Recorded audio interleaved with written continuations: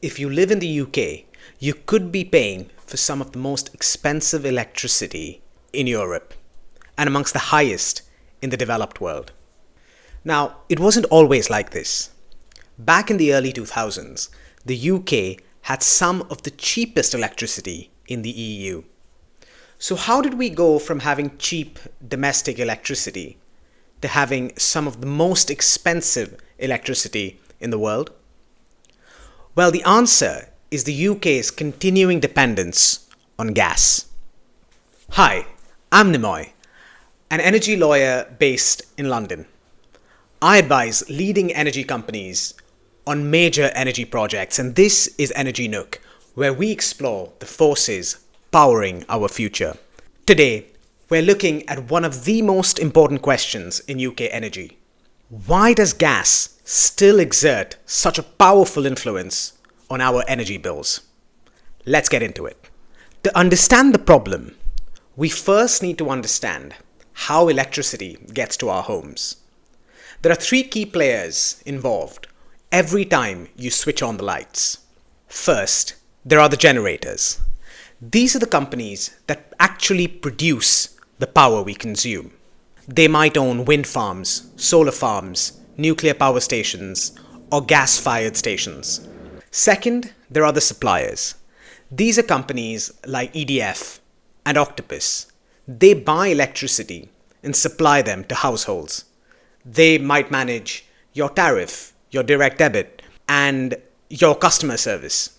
Think of them somewhat like the middlemen in the electricity system. And third, there's you and me, domestic consumers. We buy electricity from suppliers. For the most part, we don't buy electricity directly from solar farms or gas-fired power stations. So our interface is primarily with companies like EDF and Octopus, the middlemen in this system. Now, these suppliers, the middlemen, buy electricity in a number of ways, but the key point to bear in mind is this. Their price of buying electricity is hugely influenced by the price of electricity on the wholesale market. The wholesale market is the market where energy is bought and sold before it reaches your home. And that matters, of course, because a large part of the price you pay for electricity on your monthly electricity bill is to cover the supplier's cost of buying electricity on the wholesale market. At this point, you might be thinking, okay, I understand, Nimoy, but surely electricity in the wholesale market comes from a variety of sources. You might have solar, wind, nuclear. So why are you blaming gas for our high electricity prices? Well, to understand that, we need to understand that the electric system is balanced in real time. Demand and supply must match at all points in time. So say every evening at 6 p.m. when everyone goes home, turns on their lights, perhaps puts on the kettle or turns on their television, demand rises. Supply must equally rise in real time to meet that demand. Some electricity is relatively cheap once the asset is built. Wind and solar, for instance, don't require any fuel. And broadly speaking, when demand rises, the system relies on the cheapest sources first. So, say in my example at 6 o'clock when people come home and turn on their kettles, generally the system will work its way through the cheapest forms of generation first. But as demand rises, we need more sources of electricity. Eventually, when we've worked our way through the cheaper sources of electricity, we land on gas-fired power stations. And of course, gas-fired power stations need to procure a highly volatile commodity called gas in order to run. So if gas is expensive, the electricity produced by that gas-fired power station is also expensive. But here's the kicker, and this is a concept known as marginal pricing, and it's critical to why our electricity bills are so high. Under marginal pricing, the most expensive generator required to meet demand sets the wholesale price. So, if gas is the final source needed to balance the system and meet the demand, it is the gas-fired power station that sets the price and heavily influences the wholesale market price. That means the price paid by suppliers in the wholesale market for the electricity they want to supply to their consumers can be driven up by gas, even if the bulk of the supply that they're buying is actually coming from cheaper sources like wind or solar. Now, there are a lot of reasons why this concept of marginal pricing exists, and we don't need to get into all of that now.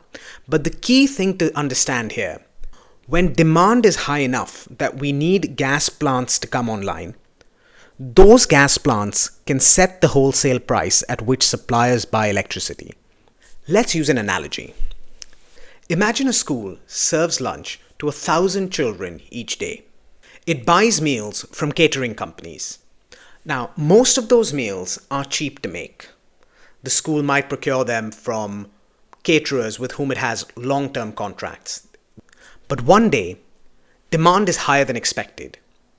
The school needs 50 more meals than it has planned for. And the only company capable of meeting that demand is an expensive caterer in the neighborhood. Now imagine the school's market works like this.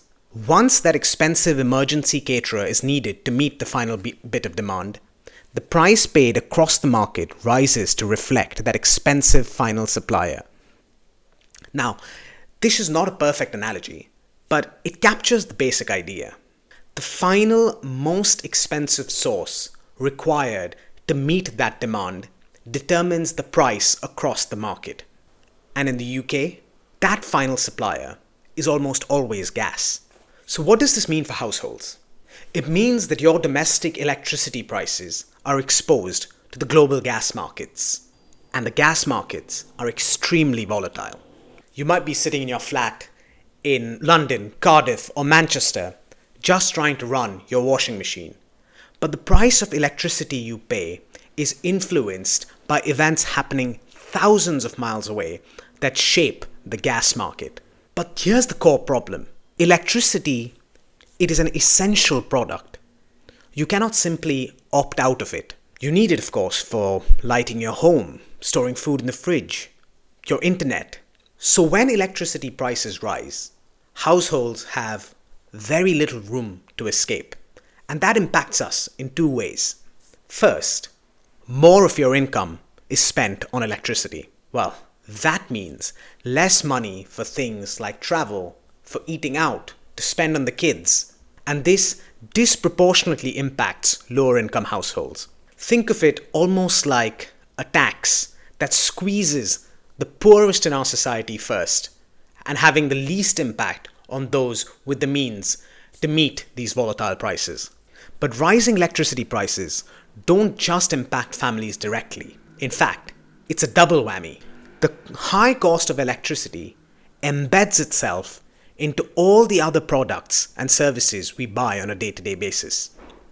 Your local supermarket uses electricity. Your local bakery uses electricity for its ovens and for its equipment. Manufacturers use electricity to produce goods. So when electricity prices are high, businesses face higher costs as well. And those costs are passed on to us.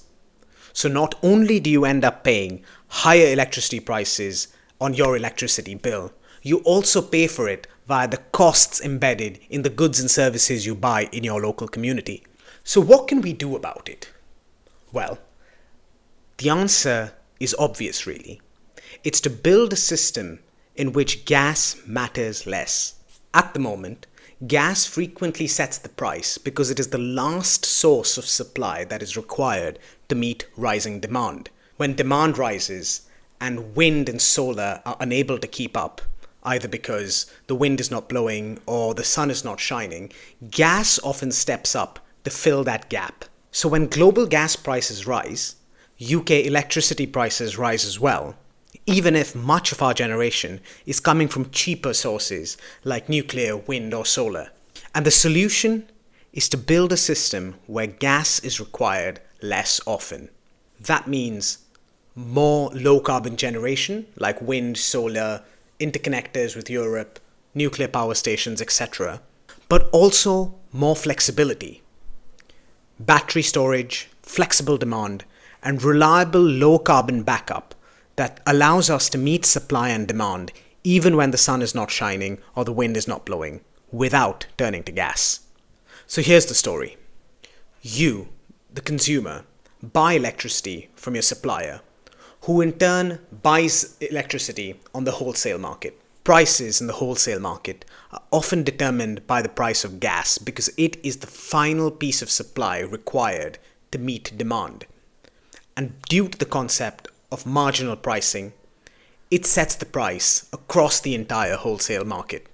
That's why the UK can have more cheap renewable energy than ever entering the grid, but electricity prices can still feel painfully high. And until the UK breaks the link, we will continue to be exposed to every global event that shapes the price of gas. And that's why the UK's gas dependence is keeping us all poor. Thanks for listening, and if you enjoyed that video, please consider subscribing